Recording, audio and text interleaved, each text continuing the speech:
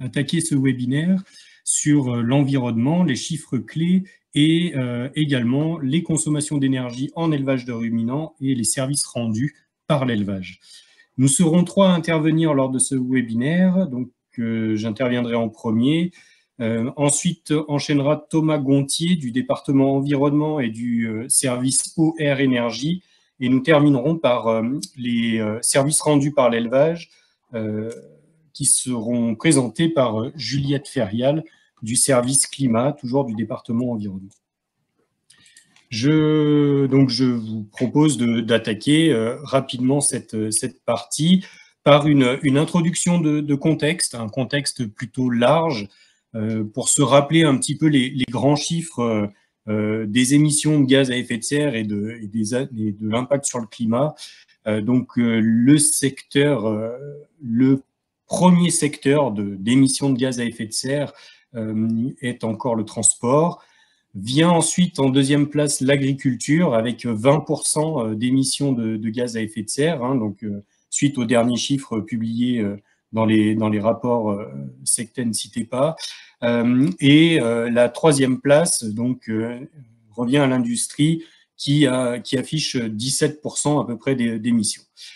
Alors, l'agriculture a tendance à bouger un petit peu entre l'industrie, les secteurs industriels et agricoles. Nous avons tendance à bouger en fonction des années et des émissions, mais grosso modo, on varie entre 18 et 20% sur les émissions de gaz à effet de serre. Un autre point important et qui est fortement communiqué et dont l'ensemble du public est largement informé, c'est l'empreinte carbone moyenne des Français. Donc, grosso modo, elle varie entre 9,5 tonnes par habitant et 10 tonnes par habitant en fonction des années et des consommations. Ce qu'il faut bien avoir en tête, c'est que le premier poste de l'empreinte carbone des Français correspond au poste de l'alimentation. Et ensuite viennent en deuxième et troisième place les segments de l'habitat et des déplacements. Donc, juste pour recontextualiser l'ensemble, c'est juste pour rappeler que malgré tout, il faut quand même s'alimenter et que l'agriculture, elle fournit quand même la part importante d'alimentation qui correspond à ce poste d'empreinte carbone. Alors, en 2021, on était autour de 10 tonnes d'empreinte carbone, 10 tonnes de CO2 par Français. Aujourd'hui, en 2023, on est plutôt autour de 9,4 tonnes. Cette baisse, elle est plus liée à une diminution, ou en tout cas à un retrait des secteurs qui sont un peu les équipements et les autres services rendus, et un petit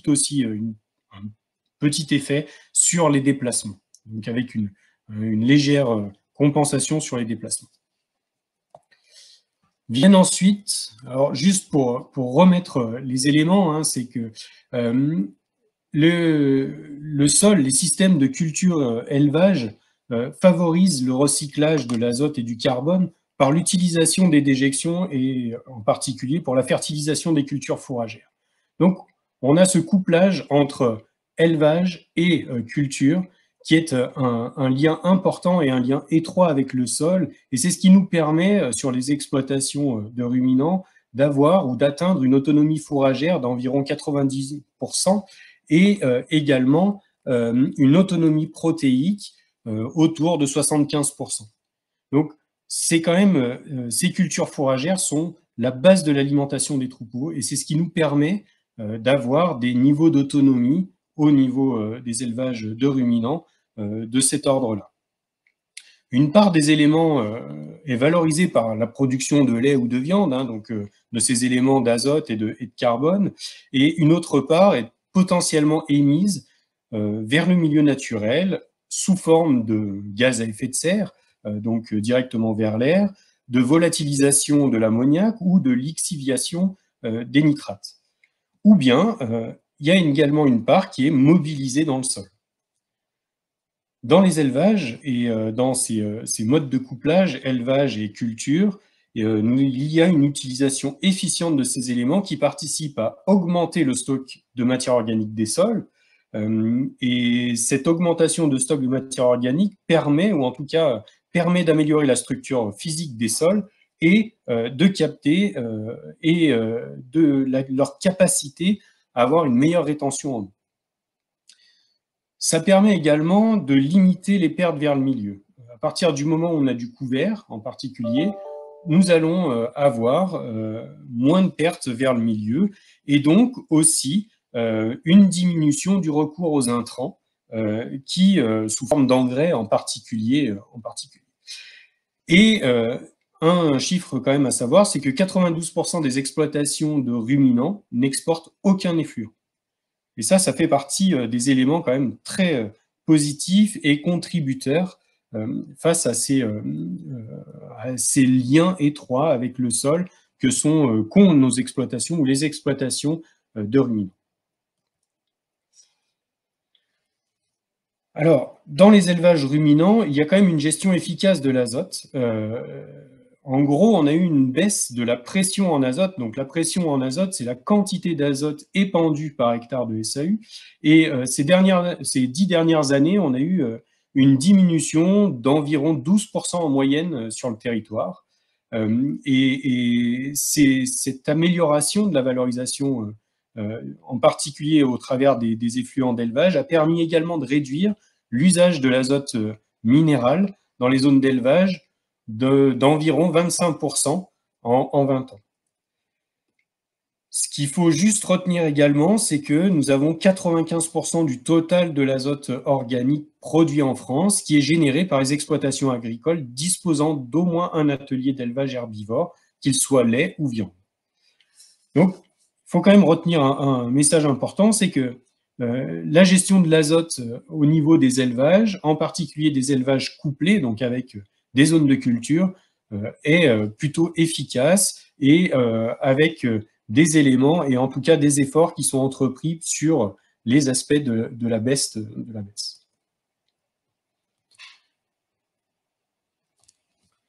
En moyenne, en France, une exploitation d'élevage présente un excédent azoté de 108 kg d'azote par hectare. Hein, donc ça, c'est un traitement issu des données CAP2ER sur l'ensemble des diagnostics réalisés.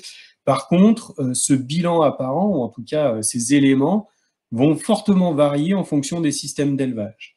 Qu'est-ce que l'on rentre dans ces postes du bilan apparent? Ce sont l'ensemble des entrées présentes sur l'exploitation, hein, au travers des fourrages, des aliments concentrés à acheter, des engrais minéraux, de l'ensemble des intrants, et puis l'ensemble des sorties qui sont liées à l'exploitation et à la production, donc lait, viande, culture ou autres déjections exportées. Et l'ensemble de ces éléments vont avoir diverses suites, hein, divers devenirs potentiels, aussi bien vers l'air que vers l'eau ou bien dans le stockage du sol. Et grosso modo, on s'aperçoit qu'on a une partie assez prégnante sur les émissions vers l'air sous forme de gaz à effet de serre et d'ammoniac. Les systèmes et ce bilan apparent va fortement varier en fonction des systèmes d'élevage. Alors là, je vous ai mis les systèmes caprins. Donc, vous pouvez voir qu'en fonction des systèmes alimentaires, nous avons un bilan apparent qui évolue entre 64 kg jusqu'à 190, 198, hein, en fonction des systèmes alimentaires. Vous pouvez retrouver l'ensemble des systèmes et en particulier des filières ruminants dans le livret des chiffres clés de l'environnement. Hein, donc, on vous donnera le lien en fin de webinaire.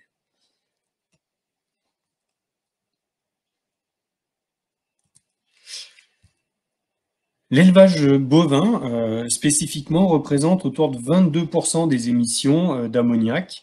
Et comme vous pouvez le voir, hein, c'est le deuxième secteur hein, sur l'ensemble des émissions directes d'ammoniac.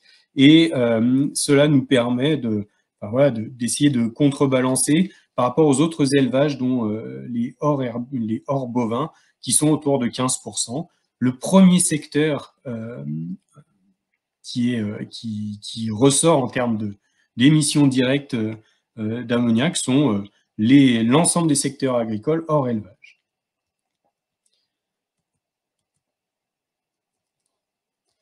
En 30 ans, l'élevage bovin a réduit environ ses émissions de 23% d'ammoniac, hein, et la gestion des effluents est le premier poste d'émissions d'ammoniac en élevage bovin. Donc ça, c'est aussi un des points importants à retenir. On reste sur des émissions qui sont assez élevées, hein, elles représentent au total ces émissions d'effluents autour de 46% du total, soit sous forme du stockage, soit dans le cadre des bâtiments d'élevage.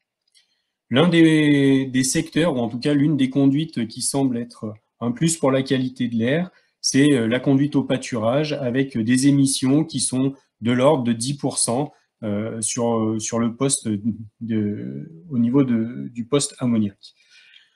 On se retrouve également avec une conduite au pâturage qui représente vraiment un plus pour la qualité de l'air, et ces résultats se confirment en petits ruminants, que ce soit en ovin ou en caprin, ovin lait, ovin viande et caprin, mais on peut voir à chaque fois que les systèmes pâturants, ou en tout cas herbagers, et en particulier avec des systèmes de conduite au pâturage, présentent des niveaux d'émissions les plus faibles.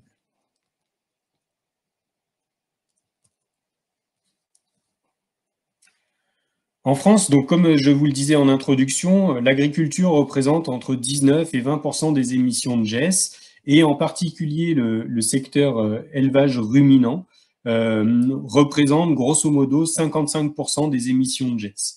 D'où effectivement les focus qui sont réalisés en particulier sur les ruminants et en particulier sur les aspects de méthane. On va les aborder rapidement, hein, mais on a à peu près 55% des émissions de GES qui sont réalisées par le secteur ruminant contre le reste des productions agricoles. Alors, effectivement, c'est un constat, mais il faut quand même rappeler l'engagement fort de l'ensemble des filières d'élevage, engagement contre le changement climatique et dans la lutte contre le changement climatique. Et aujourd'hui, on utilise l'outil CAP2ER, hein, donc avec un développement national avec plus de 2000 conseillers formés, et puis ça devient une aventure multifilière également, puisque les secteurs grandes cultures et d'autres types monogastriques sont en train de rentrer dans ce système d'évaluation, ce qui nous permet de capitaliser et d'avoir un certain nombre d'éléments et de comparaisons et également de données qui nous permettent de nourrir ces éléments. Donc l'ensemble des filières est fortement impliqué dans la lutte contre le changement climatique, et ce qui est à noter, c'est que depuis 30 ans, grosso modo, on a atteint environ 17% en moins d'émissions de gaz à effet de serre en élevage de ruminants. La dynamique engagée se poursuit fortement avec l'ensemble des démarches filières qui sont mises en place aujourd'hui, soit au travers des évaluations, également des contributions positives, mais également des bilans carbone et en particulier des éléments de stockage.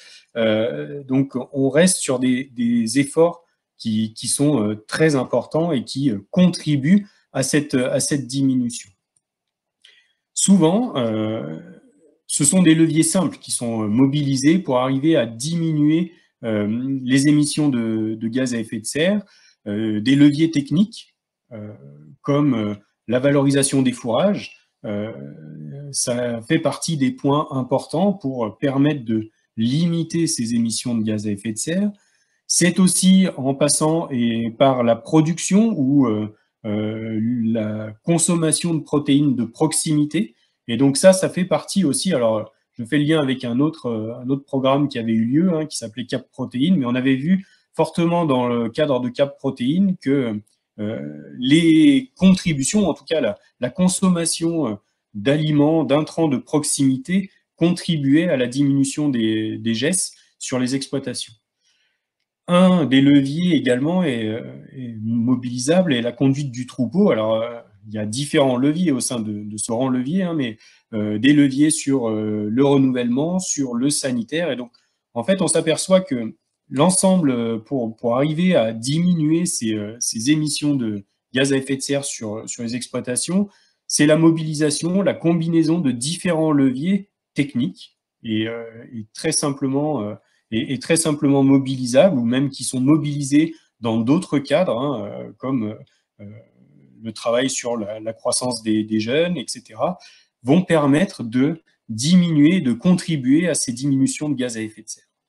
Alors juste pour rappel, un des objectifs fixés par la stratégie nationale bas carbone était d'une réduction de 18% d'ici 2030, mais il y a un objectif plus large au niveau agricole qui est une réduction des émissions de gaz à effet de serre d'autour de 46% pour 2050.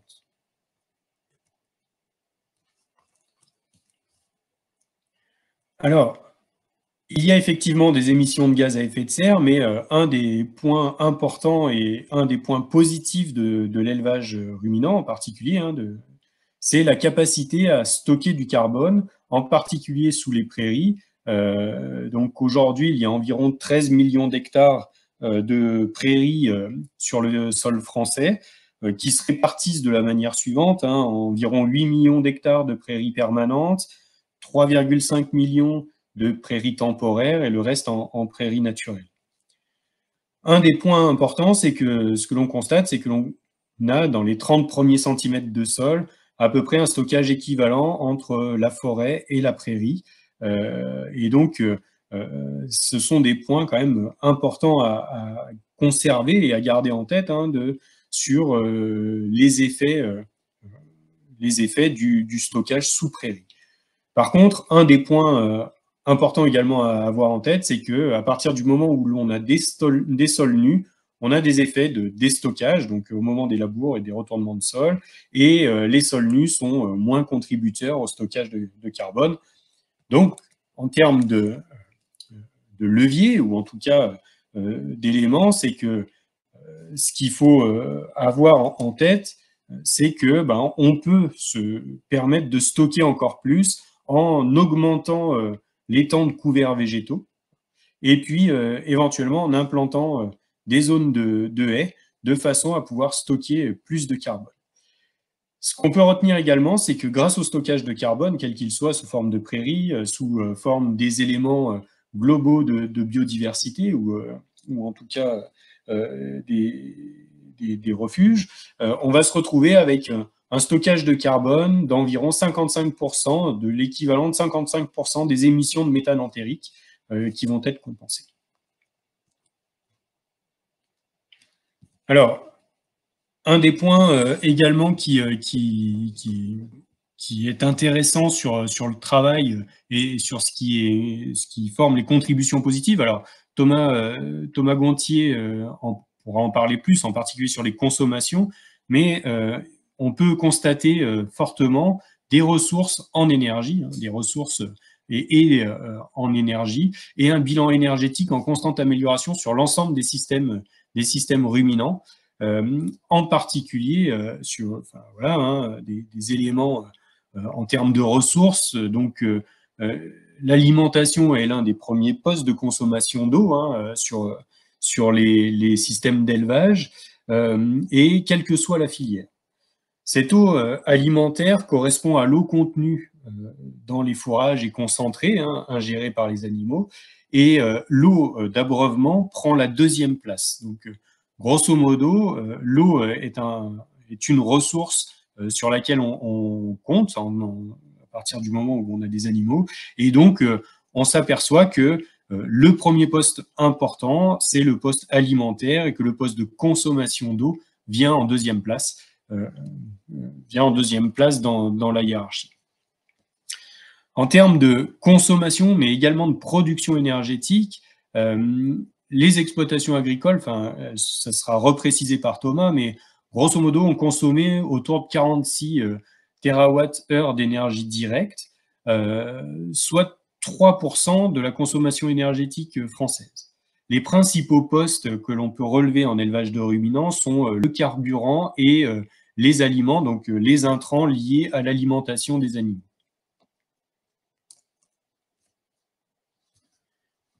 En termes de consommation, mais également de production d'énergie, hein, on a une production d'énergie qui est quand même assez intéressante sur les élevages, en particulier autour de 6900 élevages qui produisent de l'énergie renouvelable, alors soit sous forme de méthanisation, de solaire, d'éolien, hein, avec une prédominance chez les bovins laits, enfin chez les systèmes bovins laits, mais on s'aperçoit que l'ensemble des filières, enfin en tout cas les filières ruminants, bovins, viande, ovins, caprins, ben on reste très très proche. La production d'énergie renouvelable correspond environ à 20% des énergies renouvelables nationales. Donc la production sur les exploitations a une part importante dans l'ensemble des énergies renouvelables produites sur le sol national. Et on a encore du potentiel de production d'énergie à la ferme, soit sous forme de bois énergie, de méthanisation ou de solaire en termes de photovoltaïque, par exemple. Ce qu'on a aussi également comme contribution positive, et c'est pour lier avec l'intervention de Juliette après, les territoires d'élevage composent une véritable mosaïque paysagère et permettent d'être un refuge de biodiversité et d'éléments agroécologiques. Alors, grosso modo, on sait qu'un hectare de prairies permanentes vont permettre de maintenir autour de 160 mètres linéaires de haies contre 56 mètres linéaires pour un hectare de terre labourable. Et ces éléments agroécologiques, hein, et puis qui vont permettre de contribuer à ces réservoirs de biodiversité. Alors, il y a les haies, il va y avoir les mares, les talus également, hein, mais vont être aujourd'hui comptabilisés où on va être en capacité d'apporter des éléments sur cette biodiversité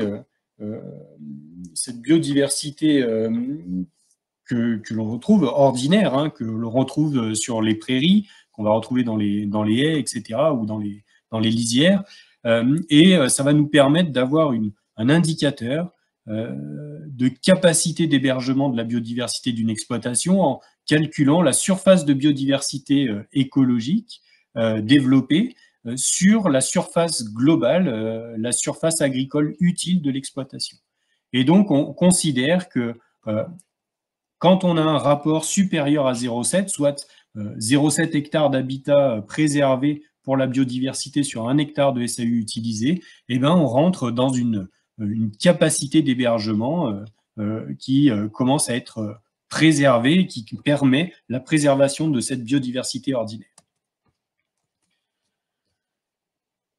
Alors, cette biodiversité, elle se traduit également par, en moyenne, 32 espèces végétales différentes dans les prairies, dans l'ensemble des prairies, et qui peut aller jusqu'à une centaine d'espèces dans les prairies permanentes diversifiées. Donc, on voit qu'on a quand même des réservoirs de biodiversité ordinaires, mais qui sont des effets positifs et qui sont des contributions positives de l'élevage et de nos systèmes dans cet environnement. Et juste pour avoir un ordre d'idée, en gros, 88% des espèces présentes de papillons en France dépendent des prairies naturelles.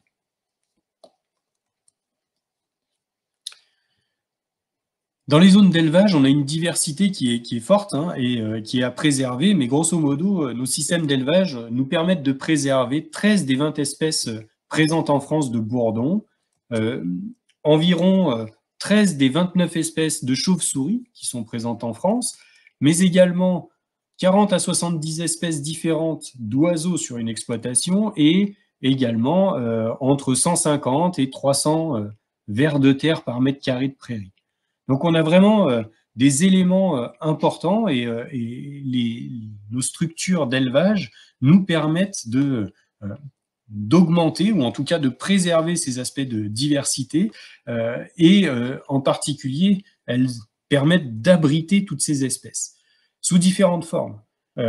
Alors, on va avoir des éléments en termes de services rendus, donc on a parlé de carbone, hein, du carbone stocké, mais également, on va avoir grosso modo un stockage de carbone qui va être autour de 85 kg par hectare de prairie, jusqu'à 125 kg par 100 mètres linéaires de haies, mais un UGB va nous permettre d'entretenir également 90 mètres linéaires de haies qui vont être des ressources de biodiversité aussi. Et puis, un des points également, c'est que aujourd'hui, entre 2016 et 2022, on a à peu près une diminution de 25% des produits phytosanitaires. Et ce qu'il faut retenir, c'est que 28% de la surface agricole utile nationale sont des prairies permanentes sans produits phytosanitaires, sans aucune utilisation de produits phytosanitaires. Et tout ça, ça nous permet d'être un refuge de biodiversité, aussi bien au niveau des prairies, des haies, des zones talus, etc., des zones agroécologiques, qui sont des refuges de biodiversité où on va y retrouver à la fois des oiseaux, du petit gibier, des papillons, des pollinisateurs, mais aussi une grande diversité végétale et une grande diversité d'arbres et arbustes qui seront présents. Donc, pour terminer, pour conclure, effectivement, souvent les systèmes d'élevage sont pointés du doigt en termes d'émissions de gaz à effet de serre, mais il y a de gros efforts qui sont réalisés, qui ont été réalisés et qui sont encore en cours de réalisation, soutenus par l'ensemble des filières, avec des démarches fortes des filières, et puis des contributions positives, des services rendus et des contributions positives en termes de production d'énergie, hein, donc pour l'ensemble, mais également des services rendus d'un point de vue environnemental et sur des aspects de biodiversité, de stockage et des efforts qui sont poursuivis et qui vont continuer à être poursuivis sur les années à venir. Voilà. En termes d'émissions, mais également d'utilisation d'intrants et de produits phytosanitaires en particulier. Voilà, je vous remercie et je peux répondre à un certain nombre de questions. Si le micro veut bien venir. Oui, Eric avait une question sur la diminution des gaz à effet de serre. Est-ce qu'on a une idée de la part liée à la baisse du cheptel? Alors, on a des éléments sur les parts liées, en tout cas, enfin, sur la décapitalisation. Alors, aujourd'hui, les éléments présentés ne sont pas liés à la décapitalisation, mais on est sur une trajectoire plutôt à cheptel constant. L'objectif, c'était de présenter quelque chose à cheptel constant aussi, puisqu'on sait que mécaniquement, si on décapitalise, on baisse les gaz à effet de serre. Le niveau d'émission. Il y avait une question également sur est-ce que la conduite en pâturage permet de réduire les émissions de gaz à effet de serre? Alors, la conduite au pâturage va contribuer à la diminution des gaz à effet de serre, en particulier sur les gaz qui sont, enfin les gaz qui sont émis lors du stockage des effluents. Donc sur cette part-là, effectivement, les conduites au pâturage vont avoir des effets sur les émissions de gaz à effet de serre et sur le total. Après, on pourra en rien contracter. Enfin, disons que la part d'émissions de méthane n'est pas dépendante du système pâturant. D'accord, donc pas d'effet système herbe, système maïs, système mixte? Alors, pas d'effet, c'est-à-dire, tu peux préciser? Tu dis que la conduite, en dehors de ces aspects effluents, n'a pas d'effet. Conduite en pâturage, ça peut être associé à des systèmes très herbagés. Est-ce que du coup, il y a un effet lié à des systèmes très herbagés? Alors, il y a un effet sur le poste des effluents, effectivement. Donc là où on va avoir des éléments de baisse d'émissions à niveau constant de production. Je rappelle juste que le calcul aujourd'hui utilisé somme cap 2ER est liée au niveau de production. Donc, on se retrouve avec, voilà, à niveau constant de production, effectivement, on a un élément de baisse ou de diminution des gaz à effet de serre sur la part des effluents, liés aux effluents. Ok. Alors ensuite, il y a une question sur l'effet de l'augmentation de productivité des animaux. Est-ce que ça joue sur l'évolution des émissions?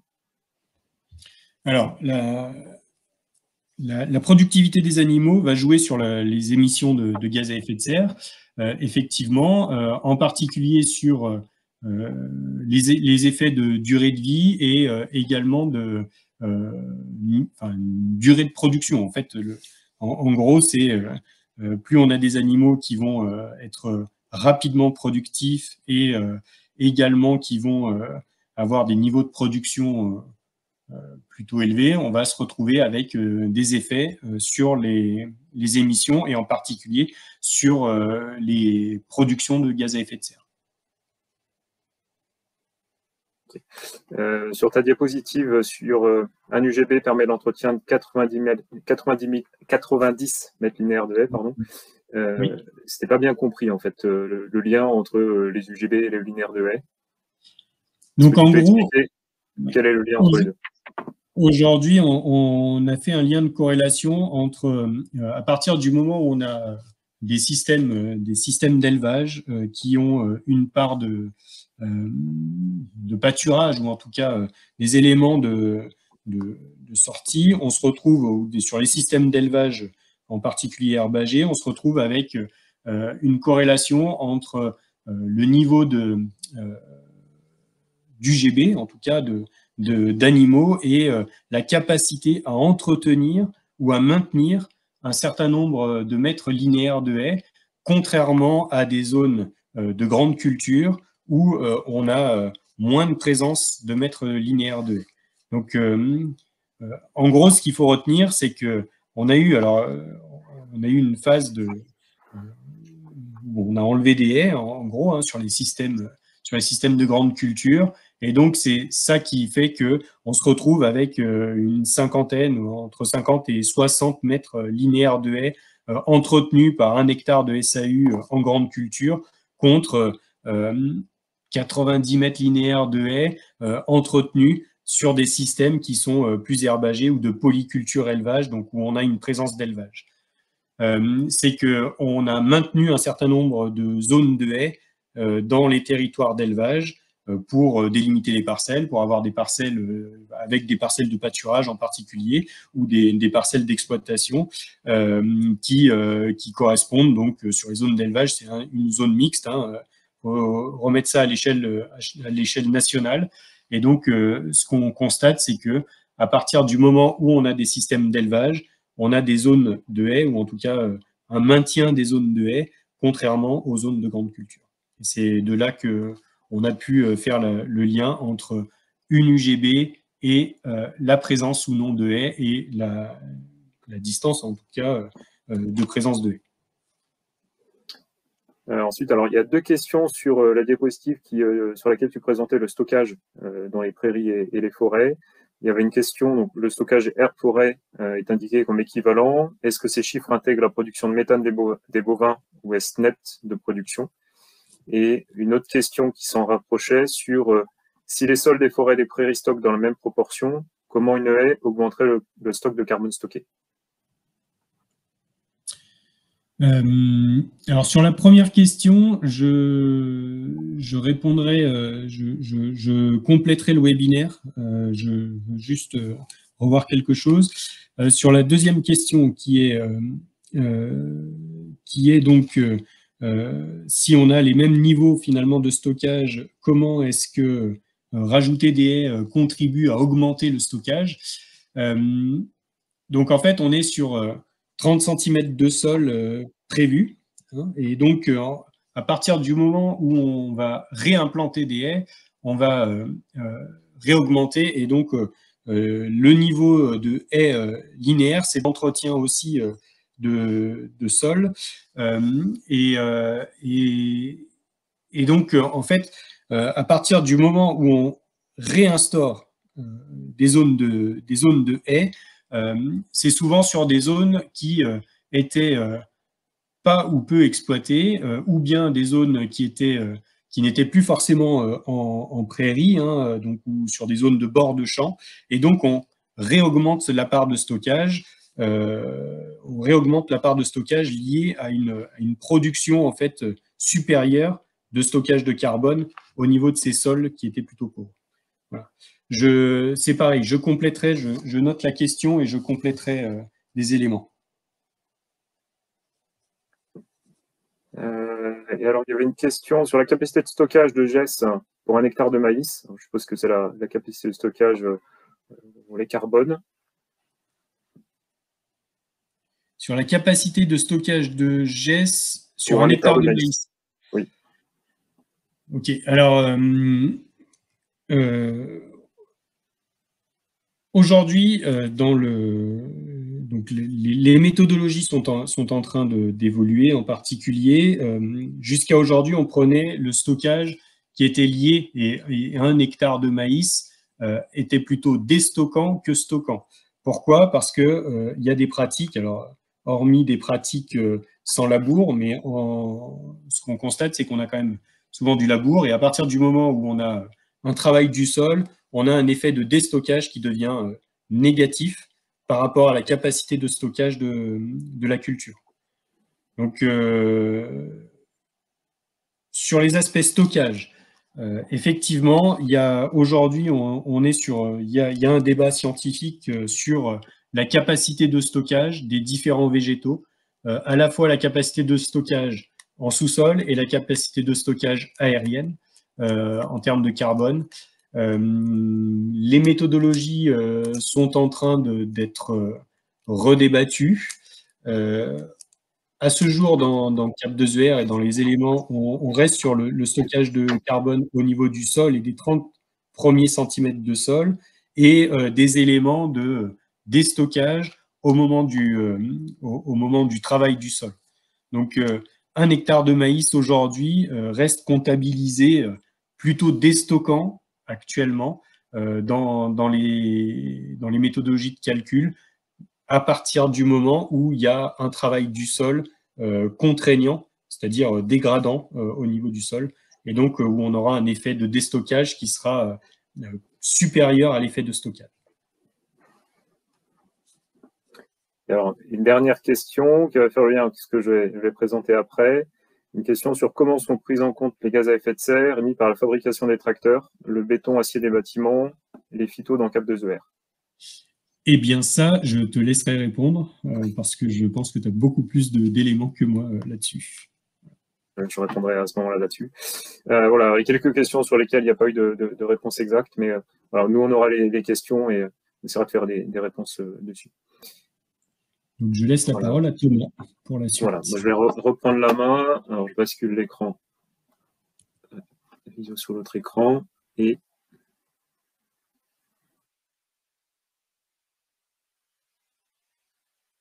voilà, donc, moi, je vais vous présenter les résultats d'une étude sur les consommations d'énergie dans les élevages herbivores.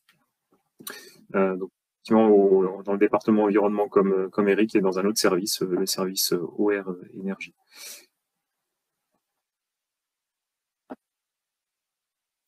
Et je n'arrive pas à changer de diapo.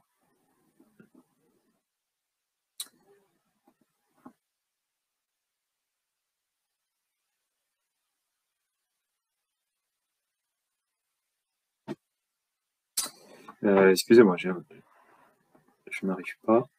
Ah bon, voilà, ça va trop vite. Voilà, donc c'est une étude qu'on a menée sur différentes filières d'élevage avec le soutien de la CNE et tout un ensemble de collègues, donc des collègues pour la préparation de la base, pour le traitement de la base. Donc les noms des collègues sont sur le côté.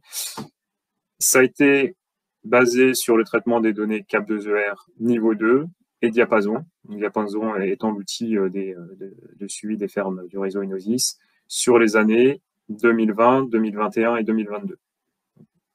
Ça concerne 7 filières d'élevage: les bovins viande, ovins lait, ovins viande, caprins lait, équins et veaux de boucherie, avec la spécificité pour les équins et les veaux de boucherie, c'est que seules les données diapason étaient disponibles, il n'y a pas de diagnostic niveau 2 opérationnel pour ces deux filières-là.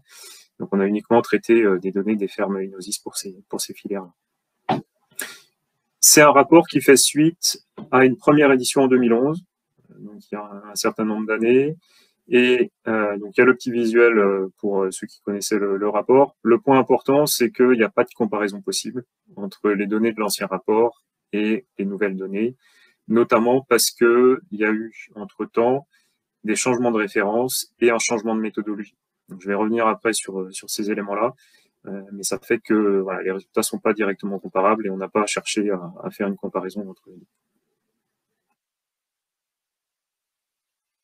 Au niveau des filières, dans le document, il y a une présentation donc générique, il y a une présentation pour chaque filière, et pour chaque filière, il y a une cartographie de localisation des effectifs qui ont été traités, avec à chaque fois donc un rond par département en fonction du nombre d'effectifs par département, et le camembert représentant les différentes filières représentées dans les départements. Voilà, donc avec un nombre très conséquent pour les filières bovin-lait et bovin-viande, notamment liées au déploiement des câbles 2ER, des effectifs moins nombreux sur les autres filières, et avec les équins qui présentent le moins d'effectifs parce que c'est le réseau Inosis le plus récent.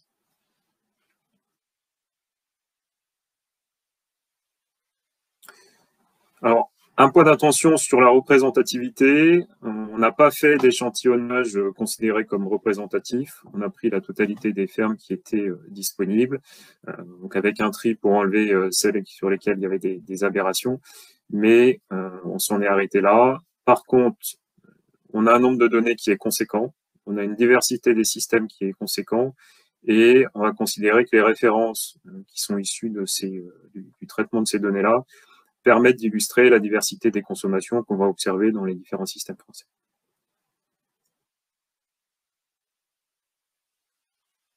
Bon, l'étude, ça va être des références de consommation par atelier. Voilà. On n'est pas sur des références de consommation par ferme, on est bien par atelier. Donc, qu'est-ce qu'on va considérer comme étant un atelier? Dans l'étude, ça va être les consommations associées aux animaux et aux surfaces fourragères, notamment tout ce qui va être culture, grande culture, culture industrielle, ne sont pas intégrés dans l'analyse des ateliers animaux, que ces cultures soient vendues, qui semble assez logique, mais également autoconsommées. Voilà. Ça, c'est la méthodologie qui est appliquée dans Diapason pour les fermes du réseau Inosis. Les cultures autoconsommées sont considérées comme vendues, et l'équivalent est acheté en concentré. En parallèle, les intrants liés à toutes ces cultures, que ce soit le carburant, l'électricité, la fertilisation, sont intégrés dans le poste culture et ne reposent pas sur l'atelier d'élevage. Ce qui fait que la comparaison entre élevages se fait sur la base des consommations, des concentrés, et non sur l'origine autoconsommée ou achetée de ces aliments. Et pour le dire autrement, un blé autoconsommé sur la ferme aura le même poids énergétique qu'un blé acheté. Donc ça, c'est dans les présentations précédentes. Ça fait toujours l'objet de pas mal de discussions. Donc c'est voilà, un point important sur le périmètre. On s'attache aux animaux et aux surfaces fourragères. Comment on fait l'exercice? Voilà, je vais principalement vous présenter aujourd'hui la partie méthodologie. Vous irez rechercher les données spécifiques aux différentes filières, aux différents systèmes. Mais pour établir ces références, on part des données d'exploitation des bases, câble 2ER et diapason. Donc, pour les énergies directes, on va s'attacher au carburant et à l'électricité, sur lesquels on a des données uniquement d'exploitation, et on va utiliser des coefficients d'allocation. Ces coefficients d'allocation permettant de répartir les consommations de l'exploitation entre ateliers. Selon qu'il y ait 2, 3 ou 4 ateliers, ça va répartir ces consommations sur les ateliers présents. Et on va avoir, pour chacun des ateliers, des consommations exprimées en kilowattheure pour l'électricité et en litres pour le carburant. Pour faire des comparaisons, ou pouvoir sommer la totalité des consommations, on affecte à chacune de ces consommations un facteur d'émission, convertissant ces consommations kilowattheure ou litres en mégajoules, ce qui nous permet d'additionner ces énergies directes aux énergies indirectes. Les énergies indirectes qui sont analysés dans cette étude sont uniquement la fertilisation minérale et l'alimentation. Pour rebondir sur la question qu'il y avait à la fin de la présentation précédente, tout ce qui va être phyto, matériel ou bâtiment, c'est pas des données qu'on va avoir dans Cap2R et Diapason. Dans Cap2R, on n'a aucune donnée sur ces éléments-là. Donc on les a pas analysés. Ça avait été il y avait une approche qui avait été faite dans l'étude précédente. C'était moins de 10% des consommations d'énergie indirecte et du coup voilà, il n'y a pas eu de focus fait là-dessus. Donc pour ces consommations d'énergie indirecte, Cap2ER tout comme Diapason affecte directement ces consommations aux ateliers. On va renseigner l'alimentation par cheptel, la fertilisation en fonction des surfaces, donc c'est directement affecté aux ateliers. Et on a, donc pour chacun des ateliers, des kilos d'azote ou des kilos d'aliments. Et même chose, on va utiliser des facteurs d'émission pour ces kilos d'azote et des kilos d'aliments pour avoir des consommations en mégajoules. Donc je vous ai mis, je vais mettre le pointeur, une petite astérix pour les facteurs d'émission et les coefficients d'allocation. C'est des éléments qui ont été modifiés, qui ont évolué entre 2011 et 2024, et je vous présenterai juste après. Donc, sur les coefficients d'allocation, donc ça c'est voilà, une copie d'écran du document qui va être publié. On a cette structure-là, des coefficients d'allocation pour l'électricité, des coefficients d'allocation pour le carburant, qui sont exprimés par millilitre pour les systèmes laitiers, par UGB pour les systèmes viande, par hectare pour les surfaces. Donc, un volet surface pour la SFP, avec des paramètres qui varient en fonction du type de la SFP, moins de 10% de maïs, et ou culture fourragère, auparavant on était simplement sur le maïs, 10 à 30% de maïs, ou plus 30% de maïs. Dans cette base-là, vous avez des intitulés suivis de nouveaux coefficients. C'est des coefficients qui n'existaient pas précédemment, qui ont été rajoutés suite au traitement de l'année dernière. Donc, pour les bovins avec robots, les ovins fromagers, caprins fromagers et équins. Et une modification de nouvelle structure pour la SFP. Et une évolution de tous ces coefficients, avec un traitement du service Datastat pour mettre à jour. Cette table-là, la structure et la valeur de coefficients qui sont utilisés à la fois dans le diapason et dans le Cap2ER. Donc, il y aura une mise à jour des deux outils pour prendre ça en compte. Donc, des nouveaux coefficients et une nouvelle structure. Attention, c'est que ce sont des coefficients d'allocation et ce ne sont pas des références de consommation. On les utilise uniquement pour répartir les consommations entre les ateliers.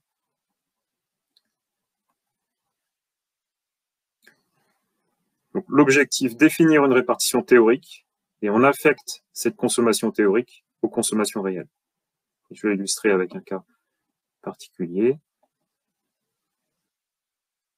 Donc, si on prend une exploitation, plusieurs ateliers, un atelier bovin lait, un atelier bovin viande, un atelier culture, 90 UGB vaches allaitantes, 100 hectares de culture, une SFP de 170 hectares répartie à 90 hectares pour les vaches allaitantes en système foin, 80 hectares pour les VL en système 10 à 30% de culture fourragère, une production de lait totale d'1 500 000 litres de lait. Ça, c'est les données de la ferme. Le calcul d'affectation. Donc, pour l'électricité, on a des coefficients pour les UGB, pour la production de lait et pour les cultures, 40 pour les VA, 57 pour les VL, 47 pour les cultures. Ça nous donne un total qui nous permet de réaliser l'allocation, 4% pour les vaches allaitantes, 91% pour les VL, 5% pour les cultures. Et on va avoir exactement la même chose pour le carburant. Donc cette fois-ci, toujours les UGB pour VAVL, les surfaces pour les cultures, la SFP pour les deux ateliers animaux, avec deux facteurs, deux coefficients d'allocation, puisqu'on est sur des systèmes SFP différents. Un total qui est calculé, qui permet de recalculer des pourcentages affectés à chaque atelier. 17%, 51,5%, 31%. Et ces pourcentages-là, on va pouvoir les appliquer aux consommations réelles de la ferme. Si on a une ferme qui consomme 100 000 kWh et 50 000 litres de carburant, on va appliquer les coefficients calculé auparavant, 4% d'électricité pour l'atelier VA, donc 4000 kWh, 91% pour l'atelier VL, soit 91 000 kWh, et 5% pour l'atelier culture, soit 5000 kWh.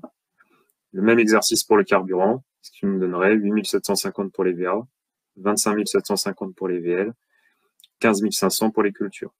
Donc, dans le cadre du traitement, s'il y avait cette ferme-là dans la base, si on veut faire une analyse sur l'atelier VL qui est le principal, ce qui sortirait dans la partie atelier, c'est ces deux consommations-là, 91 000 kWh d'électricité et 25 750 pour le carburant. Pour les carburants, sachant que là, on va s'attacher au GNR, essence et gasoil. Voilà.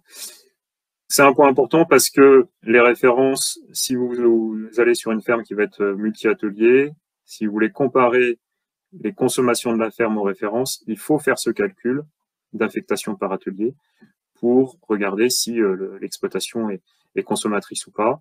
Alors, on a un outil diagnostic qui est en cours de finalisation qui permettra de faire cette allocation de manière automatique. Mais sinon, il faut passer par ce type de calcul. Donc, c'était la mise à jour des coefficients d'allocation. Il y a également une mise à jour des facteurs d'émission des intrants. Donc là, on est uniquement sur les facteurs d'émission énergie, donc on exprime en mégajoules. On a l'équivalent dans CAP 2ER pour des facteurs d'émission gaz à effet de serre. Là, on est uniquement sur les facteurs d'émission énergie. Donc, on a des facteurs d'émission pour les énergies directes, électricité, fuel, gaz, butane, propane, les énergies indirectes fertilisation, les énergies indirectes alimentation. Et donc, c'est issu d'analyse ACV. C'est la totalité de l'énergie nécessaire à la fourniture d'un kilowattheure sur la ferme. Donc, si on reste sur l'exemple de l'électricité, c'est pas une conversion énergétique pure, 1 kWh 3,6 mégajoules. Ça prend en compte toutes les pertes liées au système de production d'énergie thermique, au transport, à la distribution. Même chose pour le fuel avec le raffinage, le transport, la production, l'exploitation. Sur les énergies indirectes, c'est l'énergie nécessaire au process de fabrication, donc avec des intrants principalement liés au gaz naturel pour la synthèse azotée. Et sur l'alimentation, c'est donc toute la production agricole et le processus de transformation, notamment quand on est sur des produits déshydratés, le process de déshydratation. On peut avoir des facteurs d'émission importants. Pour la fertilisation, c'est ce que je disais tout à l'heure, seule la fertilisation liée aux surfaces fourragères est inclue dans l'analyse des ateliers d'élevage. Et pour les aliments, les facteurs d'émission sont les mêmes, que les aliments soient achetés ou autoconsommés.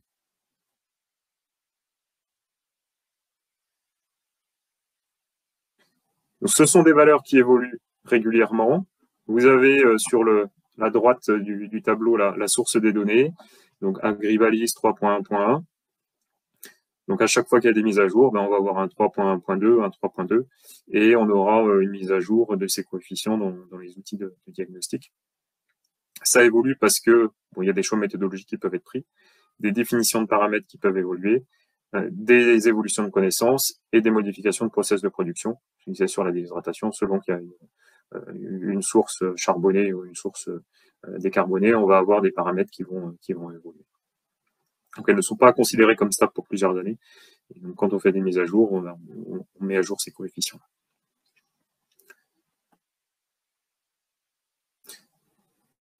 Voilà, donc ça, c'était tout le cadrage méthodologique sur le traitement des données pour que ça puisse être présenté par atelier. Donc, ensuite, on va avoir des références de consommation et des pages spécifiques à chaque filière, donc pour les 7 filières concernées. Et à chaque fois, vous allez avoir donc, le logo de la filière concernée et un code couleur qui va reprendre la couleur du logo. Donc là, on est sur le bovin lait, on va retrouver le bleu tout au long des pages.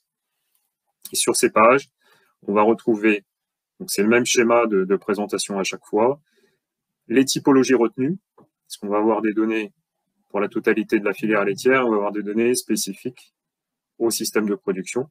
Donc les systèmes de production ayant été définis par les collègues qui ont fait le traitement des données pour ces différentes filières. On retrouve la carte de localisation et une présentation des typologies retenues. Présentation générale. On a ensuite des présentations donc pour toute la filière sur les consommations d'énergie, directes et indirectes. Donc là, le choix a été fait de faire 2 présentations, une pour les exploitations en agriculture conventionnelle, une pour les exploitations en agriculture biologique.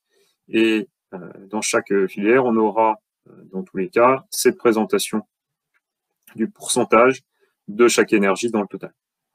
Donc là, exploitation en agriculture conventionnelle, 38% lié à l'alimentation, un petit 30% au carburant, un gros 20% à l'électricité et un gros 20% un gros 10% sur la fertilisation.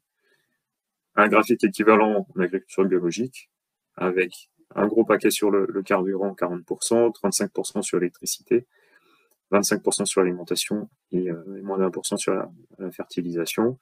Et on a un chiffrage de la consommation d'énergie totale, énergie directe plus indirecte, par millilitre de lait.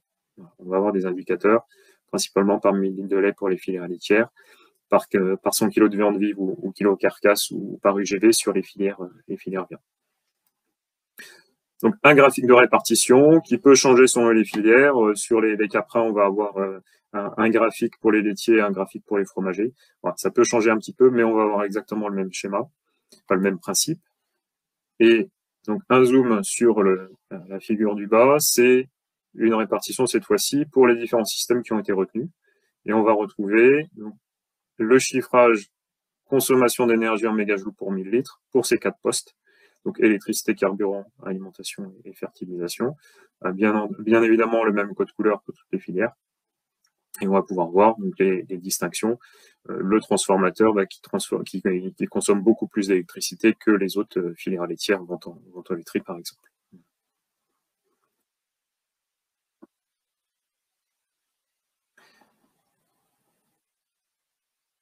Donc, ensuite, on va avoir une présentation spécifique sur les énergies directes pour l'électricité et les carburants. Au niveau de la filière laitière, il y a simplement une distinction. Donc, laitier, salle de traite et robots, tout comme on avait une distinction au niveau des coefficients d'allocation. Une distinction sur les transformateurs. On a vu sur la diapositive précédente qu'il y avait une consommation particulièrement importante en électricité. Et sur les consommations de carburant, on a simplement regardé entre les laitiers et les transformateurs. Donc, cette structure de présentation, vous la retrouverez à chaque fois. C'est une représentation par quintile. Donc, les exploitations économes, le 20% d'exploitations qui consomment le moins, en bovin lait salle de traite, va consommer moins de 45 kWh au millilitre de lait. À l'inverse, les 20% qui consomment le plus vont consommer plus de 83 kWh. Donc là, on va trouver les 20 à 40, 40 à 60 et les 60 à 80. Donc des groupes de 20% et donc la médiane. La médiane étant la valeur qui va séparer l'échantillon en deux. Donc 50% des exploitations, enfin des ateliers, consomment moins de 59 kWh au millilitre de lait et 50% consomment plus. Là, on voit que les robots vont consommer un peu plus avec un écart qui est à peu près stable entre les économes et les énergivores et les transformateurs qui consomment nettement plus. Alors, le point d'attention étant que ce ne sont pas des ateliers qui transforment la totalité du lait, mais simplement, en de mémoire, c'est 40% du lait qui est transformé. Voilà, donc, si il y a une comparaison qui est faite avec des systèmes caprins ou ovins qui, eux, vont transformer des pourcentages beaucoup plus importants, l'écart est très conséquent. Et sur le carburant, donc le même principe de structure des données, les quintiles économes, les quintiles énergivores, la médiane, et puis ensuite des groupes intermédiaires. Donc ces valeurs-là, on les présente dans le guide et elles seront mobilisées dans l'outil d'autodiagnostic dont je parlais qui va sortir et qui permettra donc de faire l'allocation par atelier et de positionner la consommation des ateliers dans cette échelle, des plus économes aux plus énergivores. Donc il y aura une allocation automatique et un positionnement automatique des ateliers sur cette échelle de consommation.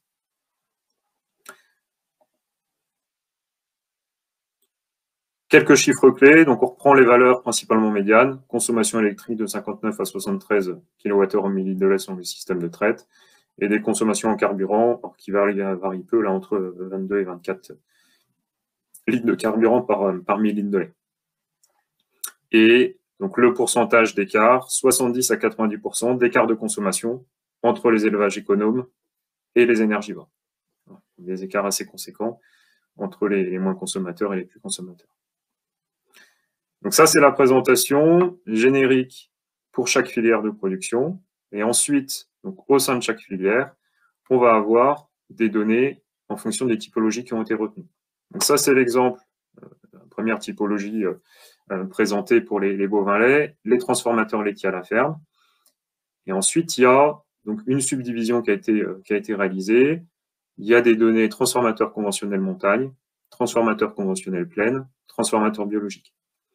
Avec à chaque fois des données économes moyenne énergivore. On n'a pas fait 5 catégories, là on a simplement fait 3. Simplement les 5 pour la globalité des filières. Donc c'est la présentation à chaque fois, ce qui fait qu'il y a beaucoup de typologies différentes. Donc il faudra aller voir dans le document pour avoir la typologie la plus adaptée à la ferme. Et donc pour expliquer comment c'est construit, donc, il y a des données énergie, donc on va trouver également les mégajoules, alors c'est petit, hein, mais vous verrez, c'est les mégajoules par 1000 litres comme on avait avant, les données de consommation, électricité, carburant, alimentation et fertilisation. Et on a des données techniques fermes, ce qu'on va voir sur le milieu à la partie fertilisation, et des données ateliers, dans lesquelles on va retrouver la production de lait par vache, la quantité de concentré distribué. Donc, on peut faire le lien entre les consommations d'énergie calculées et, on va dire, les performances techniques de l'élevage sur le volet fertilisation, alimentation, production laitière.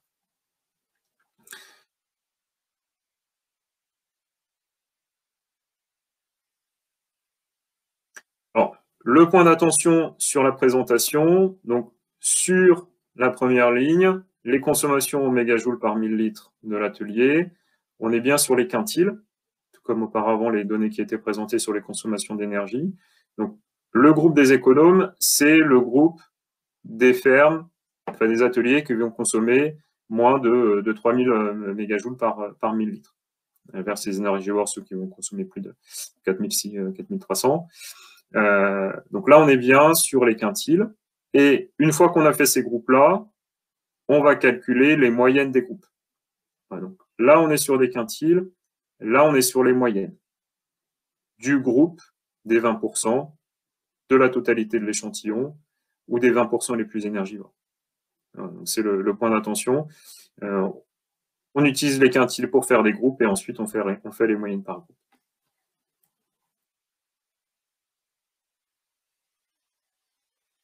Alors là, j'ai mis l'exemple pour les bovins laits. Donc, il y avait sur la première page une présentation des systèmes qui ont été retenus, donc avec 7 systèmes principaux, et pour chaque système, une subdivision en sous-systèmes. Voilà. Donc là, transformateur, 3 systèmes, élevage bio, il y en a 4, robot de traite, il y en a 4, voilà, irrigation, il y en a 4, là, il y en a même 5 sur la montagne Piment.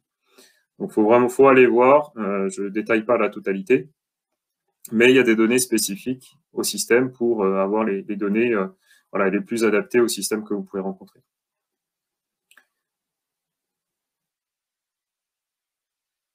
Alors, si on regarde maintenant donc, la répartition des consommations pour les différentes filières, alors j'ai pas mis les veaux parce que c'est particulier, on est sur des ateliers hors sol, donc on n'a pas les mêmes structures de consommation.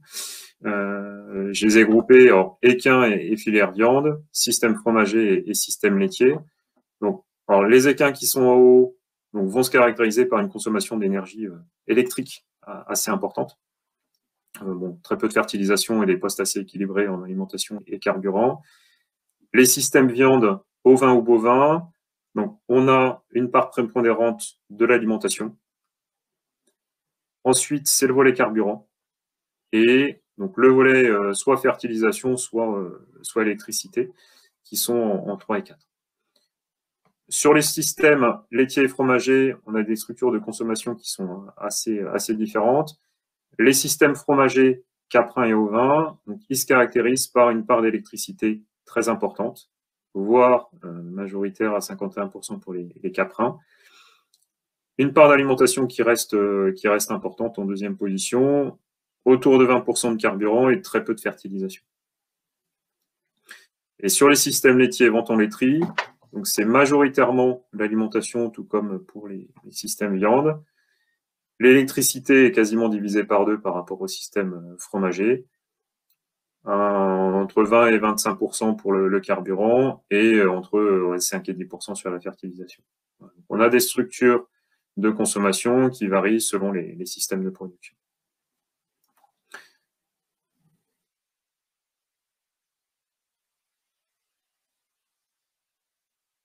Et si on met donc, une comparaison des consommations d'électricité entre ces différentes filières, c'est moins une comparaison que l'affichage sur un seul tableau de ces consommations-là. Les consommations en kilowattheure par 1000 litres pour les filières laitières, soit en système laitier, soit en système fromager, et pour les systèmes viande, en deux coefficients différents, des unités différentes, pardon, kilowattheure par 100 kg de viande vive ou par UGV pour les systèmes bovins, et par kilo carcasse ou par brebis pour les systèmes ovins. Donc des unités qui ne sont pas du tout les mêmes, des valeurs par unité qui ne sont pas du tout les mêmes. Sur les systèmes laitiers, donc on a ce qu'on voyait tout à l'heure, 59 et 73 en valeur médiane pour les bovins laits. Oui, je ne l'ai pas précisé là, mais on est toujours sur les quintiles, avec la médiane au milieu. Donc ces systèmes caprins laitiers un peu plus consommateurs et les ovins un peu plus. Sur les systèmes fromagers, le point d'attention sur les bovins laits, ce que j'ai dit tout à l'heure, c'est qu'ils transforment des parts de lait moins importantes. Donc du coup, ils ont une valeur de consommation de lait intermédiaire entre des fromagers purs et des systèmes laitiers. Toujours des gros écarts entre les plus économes et les plus énergivores, avec des écarts qui sont bien plus conséquents que ceux qu'on peut observer sur les systèmes laitiers. Et sur les systèmes viande, même chose, on va avoir une analyse par quintile, donc des consommations qui sont en électricité, on l'a vu, plus faibles que sur les systèmes laitiers, mais des écarts qui sont conséquents aussi. Sur des bovins viande, on a un facteur 4 entre 6 et 24, un facteur 3 par UGV, et sur les ovins entre 0,16 et 0,80.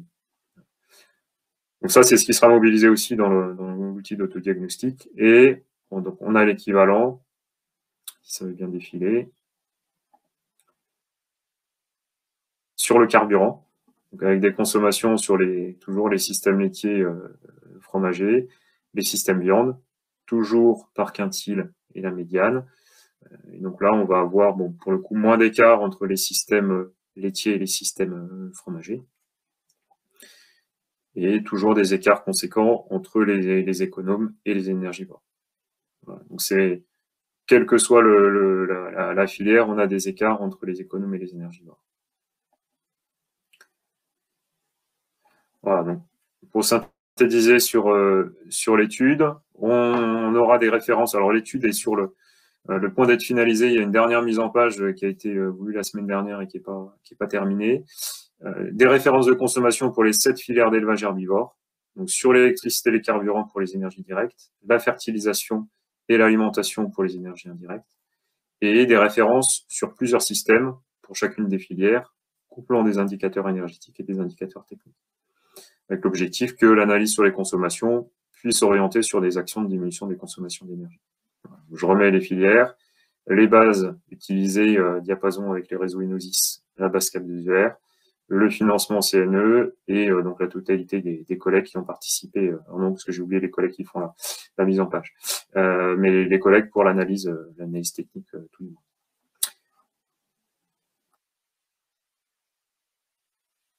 Voilà. S'il y a des questions. Vous m'entendez bien? Tu m'entends, Thomas? Oui, oui. Alors, il y a eu une première question qui est arrivée quand tu parlais des coefficients d'allocation, mais tu as peut-être répondu en partie dans la suite de ta présentation. Quid des élevages bovins laits qui transforment?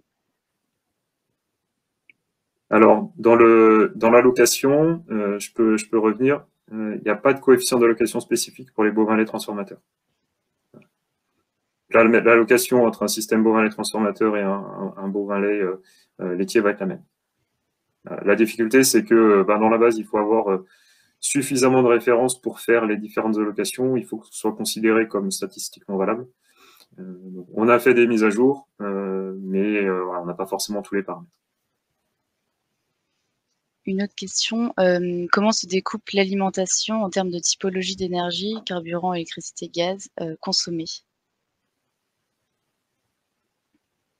Alors, je ne suis pas sûr de comprendre. Parce que le volet alimentation, donc ce qui est compté, c'est les achats d'intrants. Donc c'est l'achat, ce qu'il y avait en exemple sur le tableau, que ce soit des achats de blé, de tourteau ou autre. Après, si la question c'est de savoir dans le facteur d'émission du blé, quelle est la part relative au carburant pour sa production La part d'électricité pour la transformation ou autre, ça, je l'ai pas. Alors, c'est dans les bases, hein, il y a les données sur la production et la transformation. Là, je suis pas rentré dans le détail et je saurais pas dire comme ça. Alors, une autre question, qu'est-ce qui explique les écarts et cela montre-t-il qu'il y a des marges de progrès pour réduire la consommation d'énergie? Alors, les écarts, effectivement, il y a dans l'échantillon des fermes qui vont, alors si je reste sur les systèmes laitiers qui vont avoir en électricité des consommations plus importantes, on va avoir l'effet de ceux qui vont avoir des préfroidisseurs, des récupérateurs, des chaudières bois, des chauffe-eau solaires, des chauffe-eau thermodynamiques ou autres qui vont être dans les moins consommateurs. Et à l'inverse, on peut en avoir qui vont avoir plus d'équipements électriques aussi. Bon, les robots de traite sont traités de manière spécifique, mais ceux qui vont avoir des robots de distribution d'aliments, ceux qui vont avoir voilà, une robotisation avec pas mal d'électricité. On peut en avoir avec séchage en grange dans certains cas, puisque dans les bovins laits, il y a des typologies qui ont été faites avec des séchages en grange. Voilà. Donc il y a des cas particuliers, puis il y a voilà, des cas où il ne va pas y avoir de matériel d'économie d'énergie. Donc avec des pistes de progrès parce qu'on peut en mettre. Et sur le carburant, on sait bien que les pratiques des uns et des autres sont pas les mêmes sur les conduites de tracteurs. Après, il y a des effets parcellaires, il y a des effets qui peuvent, entre plaine et montagne aussi, qu'on ne voit pas quand on regarde les consommations globales du système bovin-viande. Donc il y a des écarts de consommation qu'on pourrait dire structurels, liés aux localisations géographiques, on va dire à la structure des parcelles, même si on peut faire des échanges parcellaires. Et il y en a qui vont relever des choix opérés par les éleveurs et du coup, que ce soit sur l'électricité ou le carburant, mais alors également sur l'alimentation et la fertilisation, même si c'est pour le coup beaucoup moins mon domaine. Il y a des leviers d'amélioration. Avez-vous la consommation énergétique pour 1 litre de lait, en bovin lait, d'un transformateur industriel? Non. Non, sachant que là, il faudrait descendre dans le détail sur est-ce qu'on parle de lait de grande consommation sur du yaourt, sur du fromage ou autre. Alors pour le coup, je ne l'ai pas. Bon, ça peut être intéressant en termes de comparaison. On sait voilà, très bien qu'on sera plus consommateur qu'un atelier industriel. Il y a une optimisation qui est faite avec les volumes. On ne cherche pas à être au niveau d'un industriel, mais effectivement de diminuer les consommations potentielles. Et on avait une dernière question, si on n'a pas d'autres qui viennent. Où retrouver ces fiches? Alors les fiches, elles vont être, on les enverra à tous ceux qui participent là, et puis on les mettra sur le site. Voilà, ça devait être, le rapport a eu une première mise en page qui avait été finalisée, qui a été remise en cause. Ce qui fait que voilà, si c'est pas à la fin de cette semaine-là, ce sera à la fin de semaine prochaine et on enverra le lien à tout le monde et ce sera mis sur le site IDEL. Ok, je vois pas d'autres questions dans le chat. Et à toi la main alors. Ok.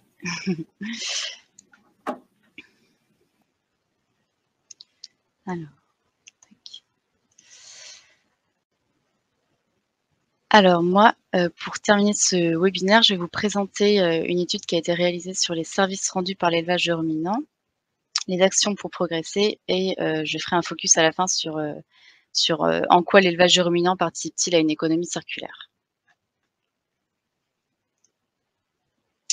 Alors, l'élevage de ruminants rend de nombreux services, mais qui sont parfois méconnus et donc c'est ce que la Confédération nationale de l'élevage, donc la CNE, a voulu mettre en lumière, donc avec la collaboration de l'Institut de l'élevage, en réalisant 22 fiches thématiques sur l'ensemble des actes des services rendus et des actions menées pour progresser, donc menées par les filières d'élevage. Ce qui a été fait, c'est une synthèse bibliographique et une synthèse des connaissances techniques sur chacun des axes des services rendus et des actions menées pour progresser, ainsi que une recherche poussée sur la présentation de chiffres clés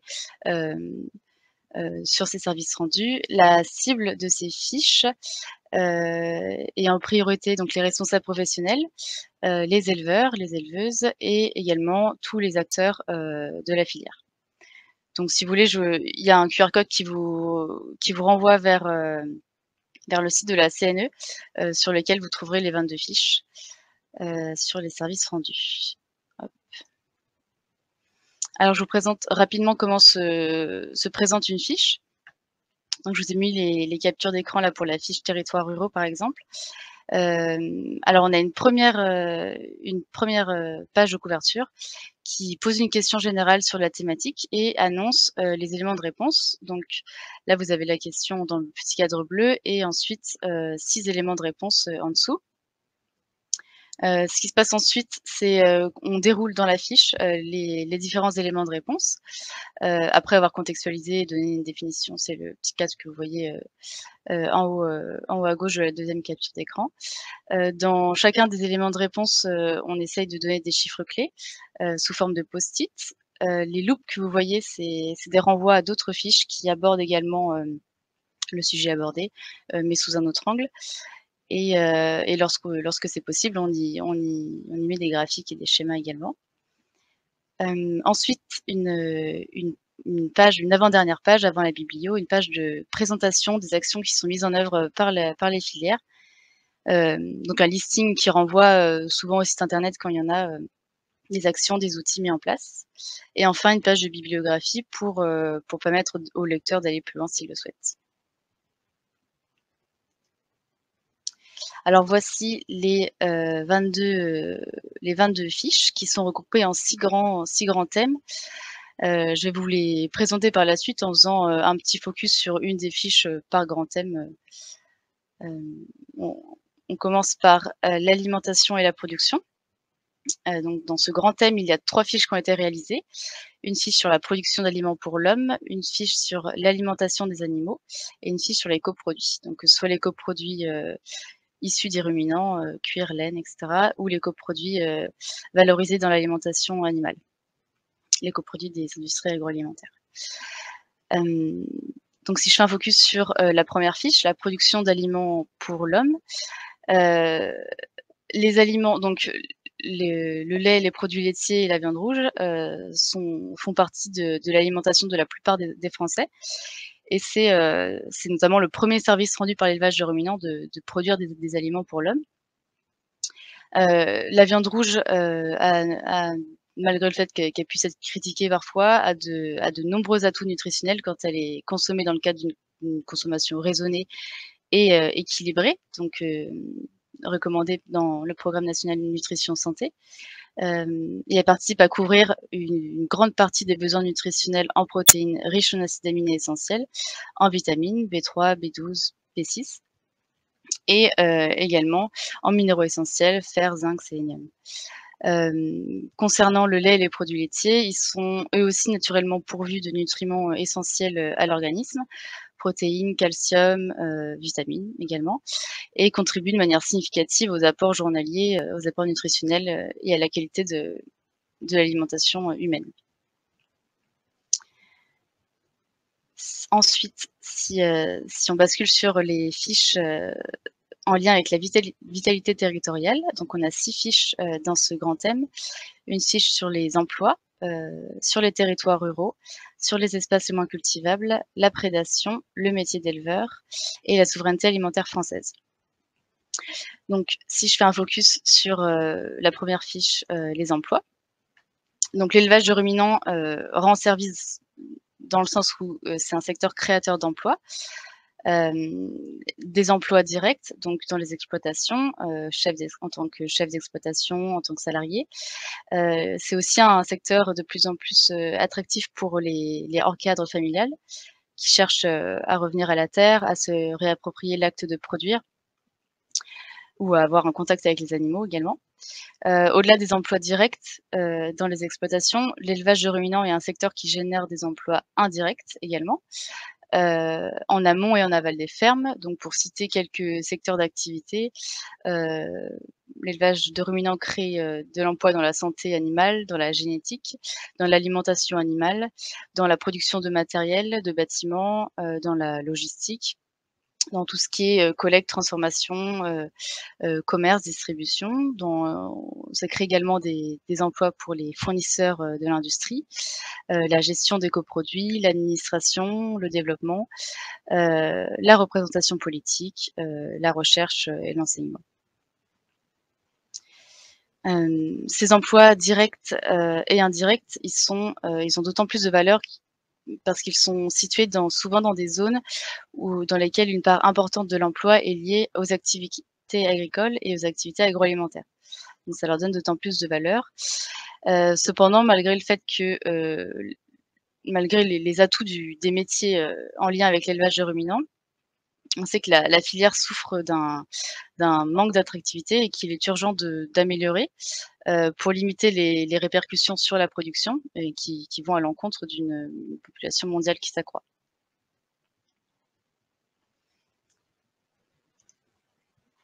Ensuite, un bloc de 2 fiches, sur la santé et le bien-être. Donc là, on parle plutôt d'actions menées par la filière pour maintenir la santé des animaux et le bien-être des animaux. Donc si je fais un petit focus sur la santé. Hop. Ah, ça ne veut plus passer. Voilà. Donc les éleveurs, et les éleveuses maintiennent leurs troupeaux en bonne santé en appliquant au quotidien, notamment des mesures de biosécurité. Donc que ce soit à l'initiative, des éleveurs ou des mesures réglementaires. La prévention des maladies dans les élevages contribue, notamment à limiter, l'usage d'intrants médicamenteux, donc que ce soit des antibiotiques, des antimicrobiens, des antiparasitaires. Et justement en parlant d'antibiotiques, cette prévention des maladies s'inscrit notamment dans la démarche de lutte contre l'antibiorésistance, engagée par l'ensemble des filières de production animale. Et donc grâce aux actions concertées, des éleveurs, des acteurs du sanitaire, et des acteurs de la filière, l'utilisation d'antibiotiques, en élevage a considérablement diminué et donc en corollaire, le risque d'antibiorésistance a également diminué et donc également l'impact de ces médicaments sur l'environnement. Donc on voit qu'en élevage bovin, par exemple, entre 2011 et 2022, ce qui correspond aux 2 plans éco-antibio 1 et 2, on a une diminution de moins de 23 % d'utilisation d'antibiotiques dans ces élevages. Il faut aussi rappeler que préserver la santé des animaux, ça permet d'assurer la productivité, de réduire les pertes et donc, en soi, ça répond à un enjeu de durabilité. Ensuite, dans la grande thématique, grand thème environnement, on a 6 fiches. Une fiche sur la biodiversité, les gaz à effet de serre, changement climatique, la qualité des sols, la qualité de l'air, l'énergie et la ressource en eau. Donc que ce soit consommation ou qualité de l'eau. Je ne vais pas revenir sur ces fiches parce que mes 2 collègues ont déjà bien parlé de ces thématiques, avant. C'est bien évidemment des services rendus par l'élevage de ruminants sur l'environnement et à la société, très importants.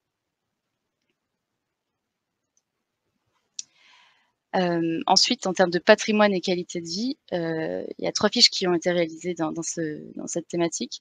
Une fiche sur l'héritage traditionnel, dans laquelle on parle, notamment des métiers, des pratiques traditionnelles telles que la transhumance, mais également des races conservées.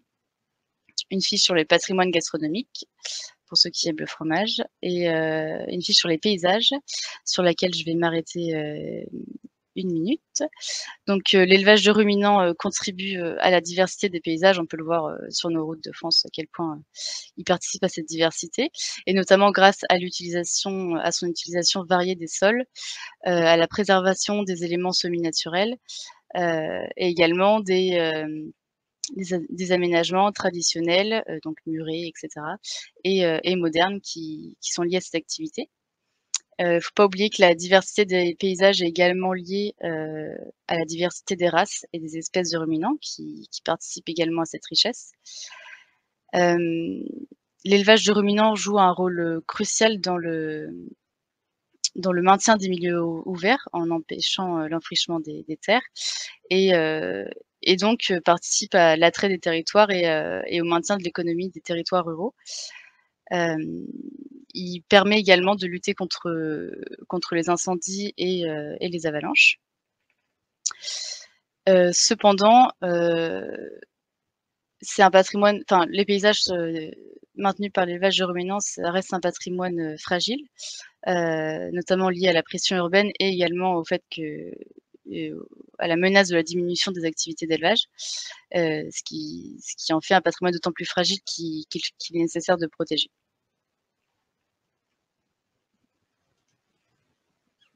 Ensuite, on a 2 fiches dans une approche un peu plus globale.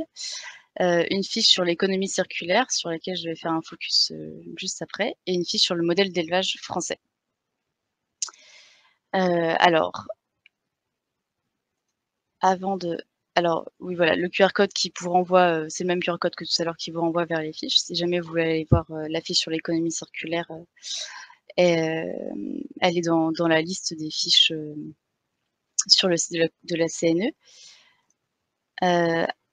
On va procéder à un petit quiz avant d'entrer dans le détail. Alors,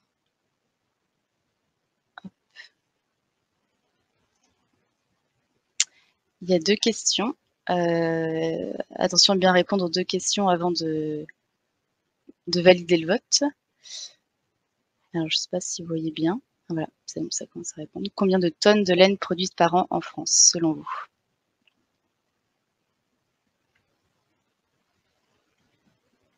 Et la deuxième question, quelle est la part des coproduits des industries agroalimentaires dans les matières premières utilisées par les fabricants d'aliments pour les animaux de rente? Est-ce que c'est 25%, 40% ou 50%?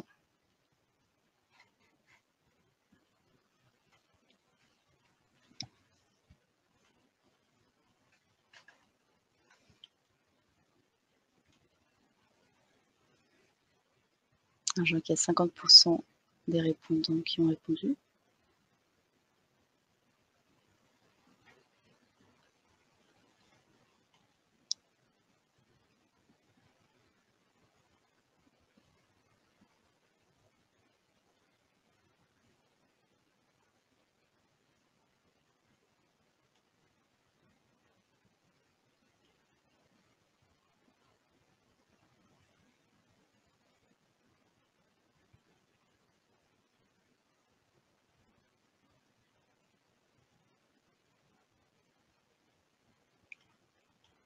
Alors, on va pouvoir donner les réponses. Je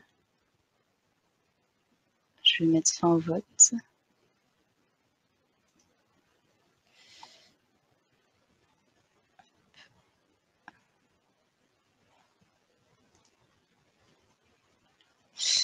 Alors, sur combien de tonnes de laine produites par an en France? On est à 10 000 tonnes de laine par an, enfin produites par an en France, donc c'est quand même assez conséquent. Et pour la deuxième question, quelle est la part des coproduits des industries agroalimentaires dans les matières premières utilisées par les fabricants d'aliments pour animaux de rente? On est à 50%, quand même la moitié. Alors je vais avancer.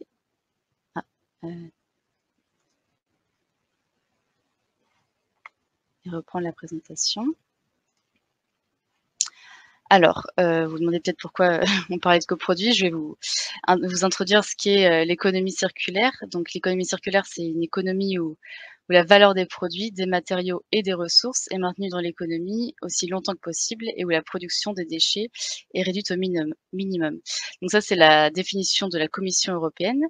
Il existe d'autres définitions, notamment celle du Code de l'environnement, qui dit qu'en gros, la transition vers une économie circulaire vise à dépasser le modèle d'économie linéaire, donc qui consiste à extraire, fabriquer, consommer et jeter, mais plutôt pour aller vers une consommation plus sobre et responsable des ressources naturelles et des matières premières primaires, et dont l'objectif serait le réemploi des produits, le recyclage ou à défaut la valorisation des déchets.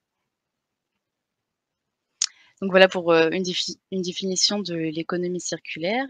Et maintenant, en quoi l'élevage de ruminants participe-t-il à l'économie circulaire? Donc pour ça, on a plusieurs éléments de réponse qu'on peut apporter.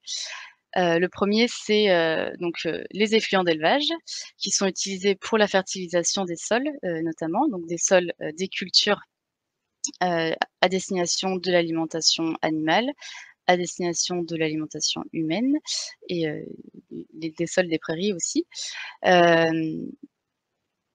Ces effluents d'élevage donc permettent de limiter, donc en étant recyclés entre guillemets, permettent de limiter l'apport d'engrais de synthèse et donc de sortir d'une économie linéaire pour tendre vers une économie circulaire. Ces effluents d'élevage sont également recyclés par voie de méthanisation à échelle locale, ce qui permet de produire de l'énergie tout en limitant le transport d'intrants. Et au-delà de son intérêt pour la production énergétique, la méthanisation permet également de produire du digestat et qui lui aussi peut être répandu sur les sols des cultures. Donc pour donner un chiffre, on a 7,8 mégatonnes de CO2 équivalent qui sont évitées grâce aux effluents d'élevage épandus localement, donc par rapport à des engrais de synthèse, ce qui représente l'empreinte carbone moyenne annuelle de 700 000 Français.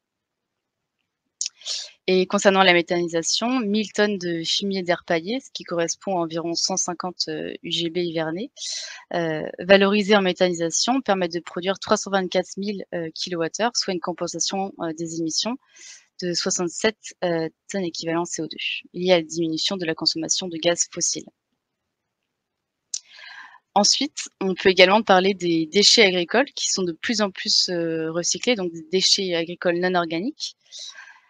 En effet, il existe des filières d'élimination spécifiques des déchets qui se mettent en place. Donc, parmi les déchets recyclés non organiques dans le secteur agricole, on peut parler des ficelles qui sont recyclés en raccord pour l'irrigation ou en ficelles éco-conçues, des big bags également qui sont recyclés en cagettes plastiques, en éléments de construction, les films plastiques recyclés en sac poubelle, les bidons plastiques, les sacs en papier, etc. Il y a aussi des dispositifs de collecte des pneus usagés qui sont mis en place. Donc voilà, le secteur agricole progresse vers une gestion plus durable de ces déchets agricoles non organiques, ce qui participe à une économie circulaire également. Ensuite, on peut parler des coproduits, donc des industries agroalimentaires. Donc ce sont en gros les coproduits des cultures destinées à l'alimentation humaine, qui ne peuvent pas être consommées par l'être humain et donc qui sont valorisés dans l'alimentation animale.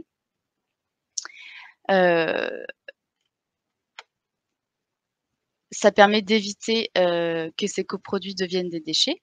Et donc le recyclage de ces coproduits a lieu dès l'étape au champ, dès la récolte, et se poursuit tout au long du processus de fabrication de l'aliment pour l'homme. Par exemple, quand on produit un blé pour l'alimentation humaine, l'élevage de ruminants peut consommer les pailles dès l'étape au champ, donc qui est un coproduit, et peut jusqu'à consommer également les produits issus de la meunerie, de l'amidonnerie, de la malterie, comme par exemple les sons, les remoulages, les drèches, etc. Donc si l'élevage tendait à disparaître, ces coproduits des cultures deviendraient des déchets probablement et seraient plus valorisés localement dans l'alimentation animale, et donc ça entraînerait une perte de la valeur ajoutée pour le territoire et une augmentation de la pollution liée au transport de ces déchets du coup. Ensuite, d'autres types de coproduits ou le 5e quartier, donc les coproduits issus des animaux. Cuir, laine, coproduits industriels, qui sans élevage donc devraient être remplacés par des matières synthétiques ou d'autres types de matières éventuellement importées. Donc ce 5e quartier fournissent à notre société en matières premières biologiques utiles pour de nombreux secteurs d'activité. Donc pour citer quelques secteurs d'activité, le cuir et les peaux sont utilisés pour l'industrie des cuirs, de l'artisanat des cuirs et des peaux. La laine pour l'habillement, pour la literie, l'ameublement, la décoration, l'éco-construction et d'autres usages. Elle est aussi utilisée en tant qu'engrais pour le paillage, pour des biomatériaux, dans le secteur du médical également, et dans le secteur des cosmétiques. La graisse animale est utilisée dans le secteur de la pharmacie. Les lisiers et fumiers pour le compostage et l'épandage pour la fertilisation. c'est également des coproduits. La graisse et les protéines animales sont, elles, transformées pour du biofuel, du combustible, de la fabrication d'engrais, du compostage, de la méthanisation également. Pour l'alimentation des animaux de compagnie, la pet food, l'aquaculture, la savonnerie. Donc voilà, toute une diversité de secteurs d'activité qui dépendent de ces matières premières issues des animaux d'élevage. Et donc sans élevage, tous ces secteurs qui valorisent ces coproduits perdraient en fait une quantité non négligeable de matières premières. Et donc pour satisfaire leurs besoins de production et les besoins de la population, ils devraient donc importer d'autres matières qui seraient probablement issues d'énergies fossiles, qui exigeraient probablement également d'importants traitements industriels et n'apporteraient pas, voire ou peu de services environnementaux, comme peut le faire l'élevage de ruminants. Donc voilà pour les coproduits issus des animaux. Ensuite, quand on parle d'économie circulaire, on peut aussi parler d'autonomie protéique, c'est en lien. L'objectif des filières de ruminants, c'est de renforcer l'autonomie des exploitations, ainsi que l'approvisionnement local pour s'inscrire dans une économie plus circulaire, en réduisant les achats extérieurs. Enfin, les systèmes alimentaires territorialisés, eux aussi peuvent s'inscrire vers une économie circulaire, dans le sens où l'intégration des fermes dans ces systèmes alimentaires territorialisés, donc fortement engagés dans des projets de relocalisation alimentaire, en circuit de proximité avec des agriculteurs et des consommateurs locaux. Ça permet de limiter les flux, de réduire l'usage d'emballage, donc moins de conditionnement et de transport. Ça permet également une consommation plus locale et une meilleure maîtrise de la commercialisation des produits pour les producteurs. Donc voilà, plein d'éléments qui permettent de répondre à la question en quoi l'élevage de ruminants participe-t-il à une économie circulaire, ce qui est également très lié à l'environnement, bien évidemment. Là, je vous présente quelques actions mises en œuvre par les filières en lien avec cette fiche l'économie circulaire. Je vous invite à aller voir sur la fiche pour avoir plus de détails. Mais voilà, c'est pour vous rappeler qu'à la fin de chaque fiche, on a un listing des actions mises en place par les filières. Voilà, merci pour votre attention et n'hésitez pas à poser des questions dans le chat.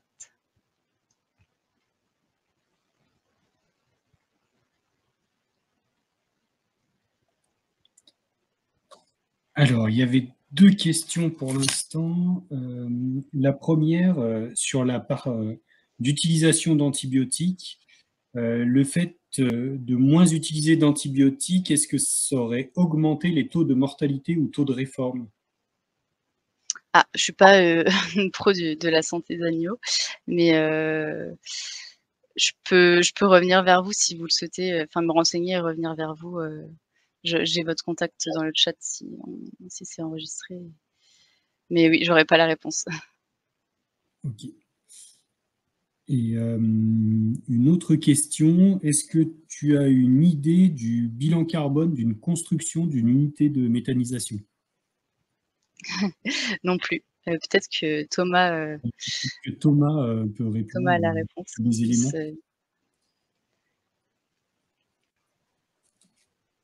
Oui, je remets le micro. J'ai pas de bilan carbone moyen d'une installation de méthanisation. Il y a des études qui sont faites au moment des constructions, mais j'ai pas le bilan moyen d'une unité. Les bilans, ils sont faits entre voilà, quel est l'impact de la construction et puis quel est l'impact du volet production, mais j'ai pas de moyenne d'unité. Est-ce qu'il y aurait d'autres questions pour Juliette? En tout cas, n'hésitez pas à aller voir sur le site de la CNE pour avoir une vision plus globale de toutes les fiches.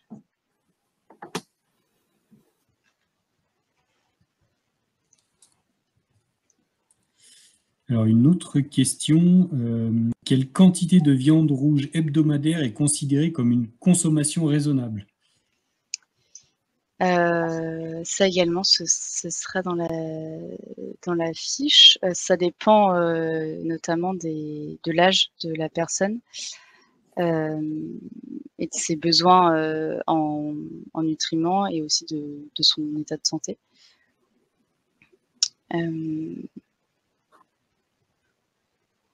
Voilà ce que je peux répondre, mais toutes les données, les chiffres, je ne les ai pas tous en tête, mais ils sont bien répertoriés dans la fiche.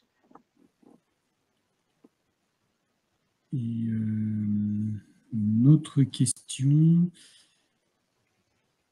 Quelle est la part d'élevage de ruminants qui rentre dans la définition des circuits courts présentés? C'est une bonne question.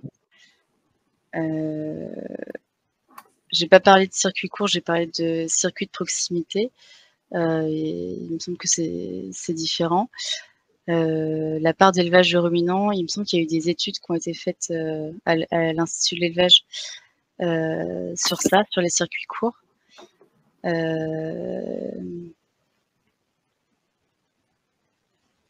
J'aurais pas le pourcentage, mais aussi je peux également me renseigner et aller voir vers les collègues qui ont fait les études.